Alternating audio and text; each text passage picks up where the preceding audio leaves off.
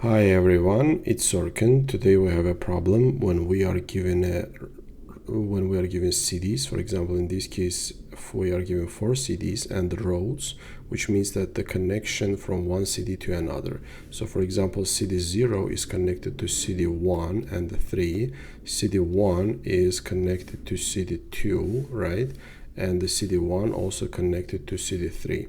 So in our case, what we need to do, we need to return a maximal network rank.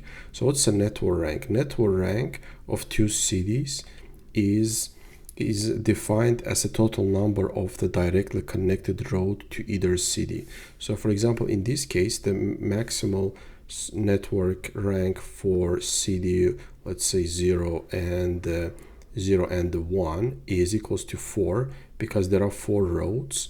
To 1 it's 1, and to CD2 and to CD3, and for 0 it's 4 to CD3 and CD1. And also, if the road is directly connected to both CDs, then in that case it's only counted once. So for example, in this case, if we calculate the network rank for all CDs, the maximum one is for the 0 and the 1, which is 4. Okay, let's take our previous example and work on it. So we have 4 CDs, CD 0, 1, 2, 3, and the roads that are connected to them. So what we are going to do, the first thing that we are doing here, we are creating a hash map with the key is being the road, with the keys being the CD and all other CDs that are connected to that. For example, to CD 0, 1 and 2 is connected, right? So to CD 1 is 0, 2, 0, 2, and CD 2 and the 3 is connected. And for CD2, CD1, and for CD3, 0 and 1. Then after that, what we are going to do, we are going to go over each pair. For example, for the 0, 1, 0, 2, 0, 3, 1, 2, and the 1, 3, and we are going to calculate the network rank for them.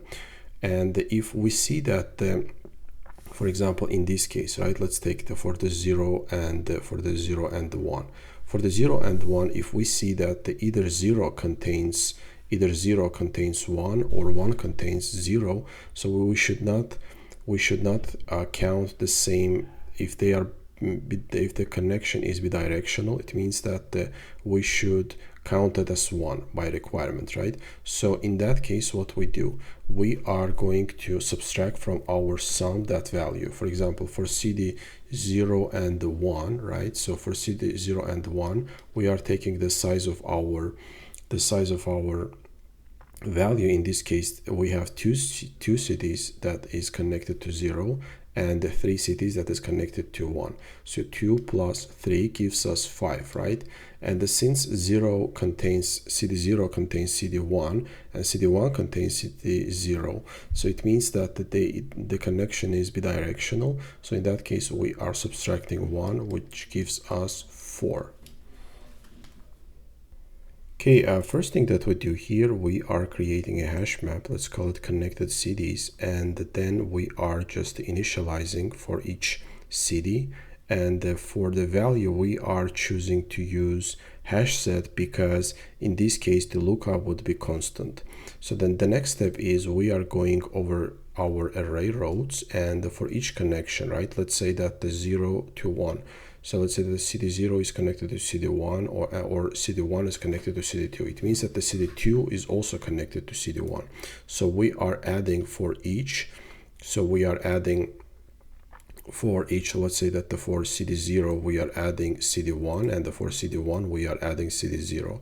After populating our connected CDs, what we do, we are creating a variable max rank that we are going to return, and we are going over our CDs, and for each pair we are calculating the total network rank, right? So total network rank is the network rank is of the first CD and the network rank of the second CD. If there is any, if the CD1, contains CD, let's say 1 and 2, right? Let's take example of CD 1 and 2. If the CD 1 contains CD 2, it means that the directional is it's bidirectional. So in that case, we are subtracting from our current rank, we are subtracting that value. We are subtracting the value because we should not count the same rank twice.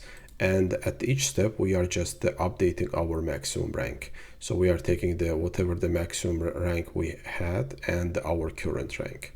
So what's the time and space complexity of this solution? So time complexity is we are using these for loops gives us n square. So because 4 and 4, and we are taking the upper bound. So our time complexity is n square. And regarding the space complexity is determined by our hash map.